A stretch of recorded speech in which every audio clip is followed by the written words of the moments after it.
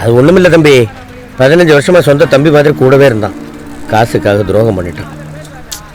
மிருகங்கள் மனுஷனுக்கு துரோகம் பண்றது இல்ல தம்பி, மனுஷன் தான் மனுஷனுக்கு துரோகம் பண்றான்.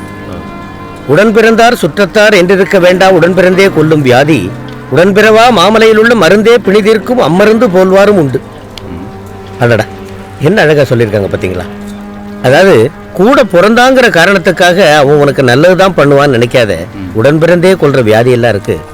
ஆனா எங்கேயோ மலையில விளைஞ்ச மூலிகை அதுக்கு மருந்தா வரும். அந்த மாதிரி மனுஷங்களையும் இருக்கிறாங்க. இத சொன்னது ஔவையார், மூதுரை. சரியா சொன்னீங்க. ஐயா சொன்னா கரெக்டா இருக்கும். ஏன்னா ஐயாவே ஒரு பெரிய கவிஞர் தம்பி. ஐயோ, அவர் என் மேல இருக்கிற பிரியத்துல ஏதாவது சொல்லிக்கிட்டு இருப்பாரு. அதெல்லாம் ஒண்ணும் இல்ல தம்பி. இந்த உலகம் என்ன ஒரு கவிஞனா ஒத்துக்குச்சு. ஆனா என்ன நான் இன்னும் ஒரு கவிஞனா ஒத்துக்கல. ஏன்?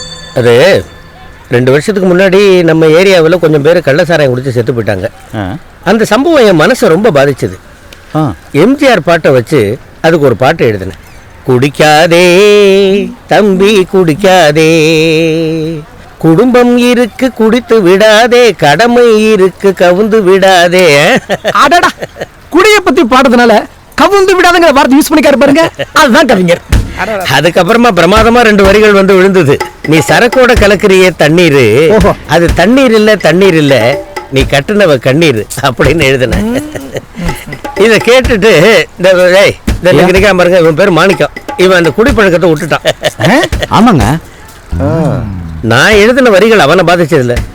அந்த மாதிரி என்னைக்கு நான் எழுதுற வரிகள் என்ன பாதிக்குதோ அன்னைக்கு தான் நான் என்ன ஒரு கவிஞன்னு ஒத்துக்குவேன்.